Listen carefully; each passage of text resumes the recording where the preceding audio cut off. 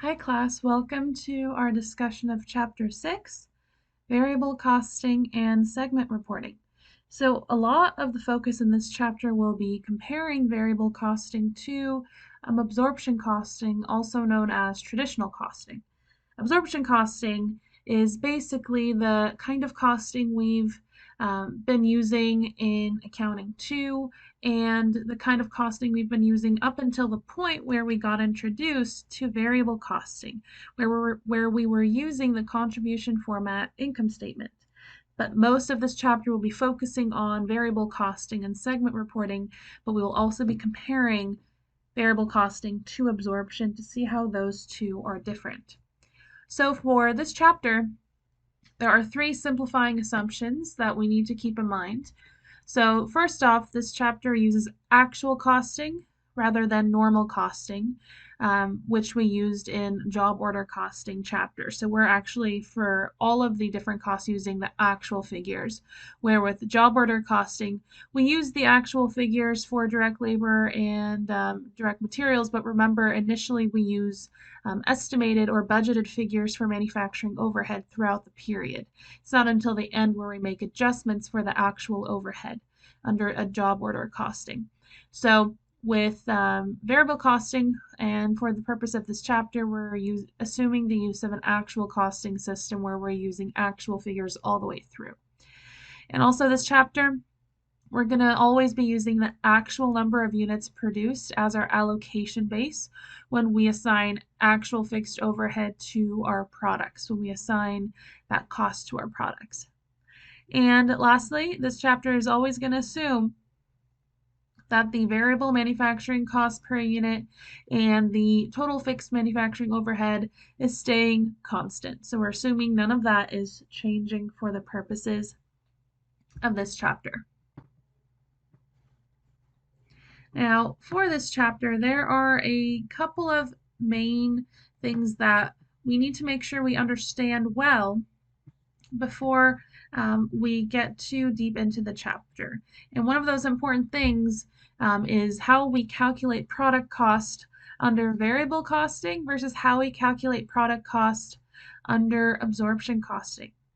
So under variable costing, when we calculate a unit's cost, a unit of product's cost, to calculate that, we're going to include direct materials, direct labor, and variable manufacturing overhead. So only those variable production costs are included as part of product cost under variable costing. Now, expanding that, period costs then under the variable costing system, period costs would include fixed manufacturing overhead, so that one fixed production cost, and variable and fixed selling and administrative expenses.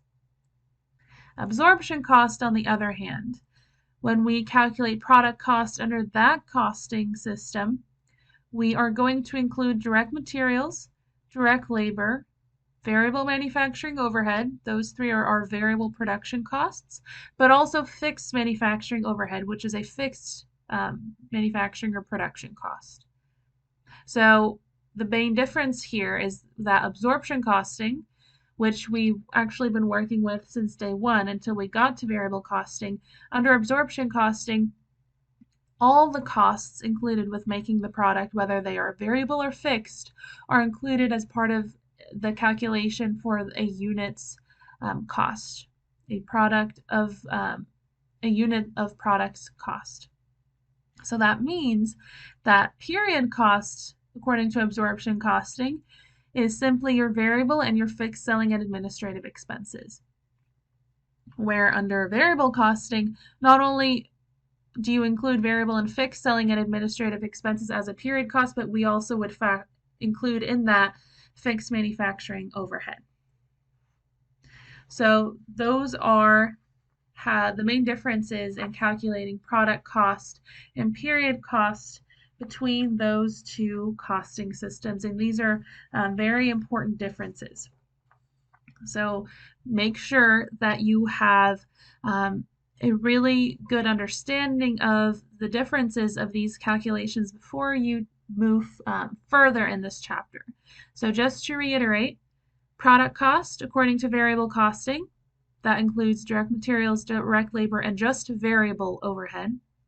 Where under absorption costing, it's direct materials, direct labor, and variable overhead, but also fixed overhead. So those are the main differences between those two costing systems there. So because of this, which method between these two is going to produce the highest values for work in process and finished goods inventories if we look between these two? Well, it's going to have to be absorption cost.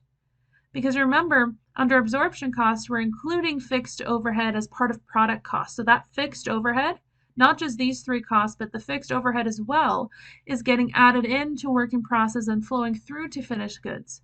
Where under variable costing, the fixed overhead never gets added into work in process and therefore never flows through to finished goods. It's costed out or expensed out in the period in which it's incurred immediately. So we'll look at an example here and see how all of that is going to come together.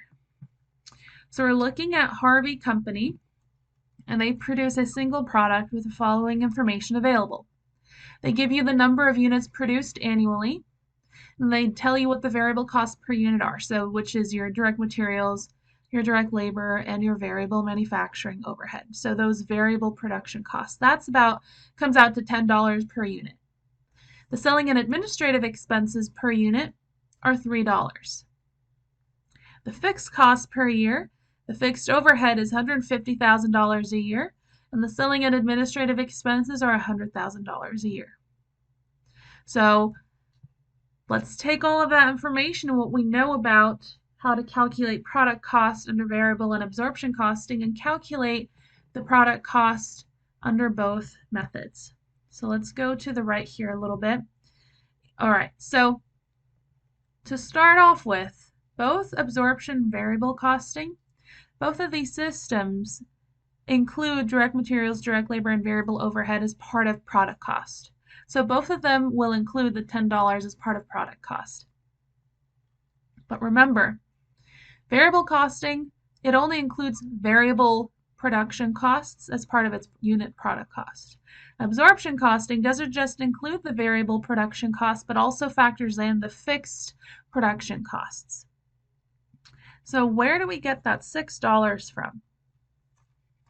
Well, we see here the fixed manufacturing overhead is $150,000 a year.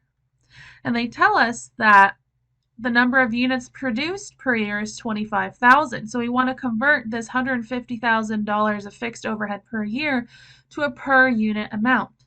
So we take that $150,000 divided by 25,000 units, and that gives us $6 of fixed manufacturing overhead per unit produced. So once we convert that fixed overhead to a per unit amount, we can add that in to our variable production costs per unit to get to $16 of production costs per unit under absorption costing.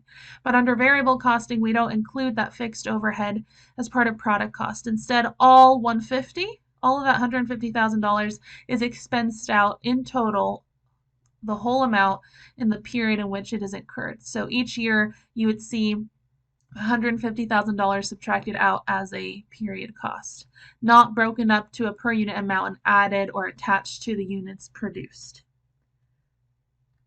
So just to recap, under absorption costing, all of our production costs, whether they are variable or fixed, are included when determining a unit product's unit cost.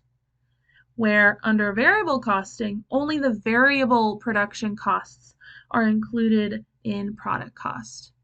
We only factor in direct material, direct labor, and variable manufacturing overhead when calculating a unit's product cost under a variable costing system.